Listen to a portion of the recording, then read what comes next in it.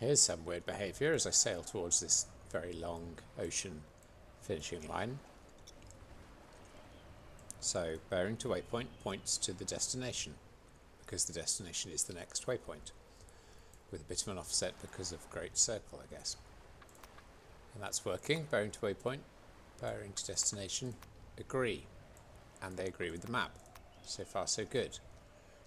Now watch the bearing to waypoint direction marker, whatever that thing's called.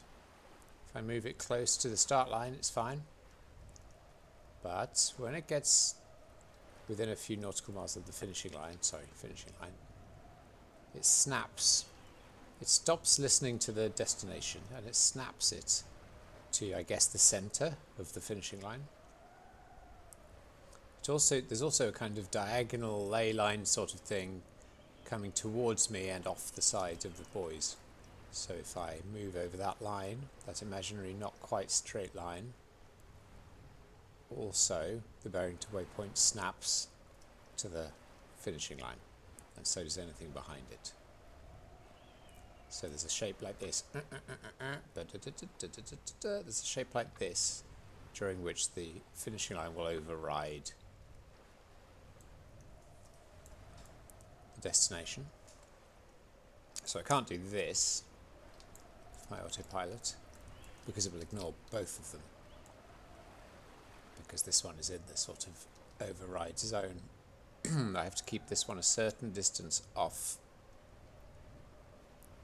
And then, of course, even if I do, it will then sail diagonally towards the centre of the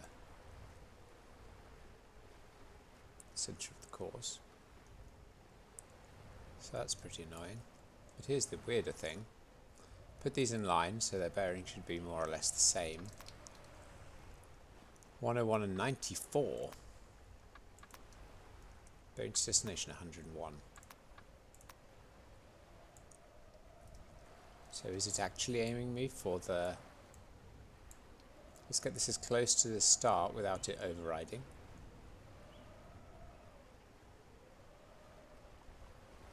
So that's close to the start now. I keep saying start, sorry, I mean the centre of the finish line, sorry.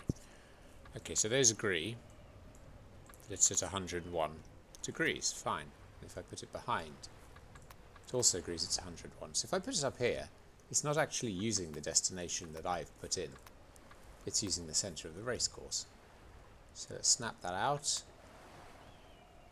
Destination is now the same, but bearing to waypoint is different. So it now correctly shows bearing to waypoint, but it still considers my destination to be the centre of the racecourse, not the end of my marked out track.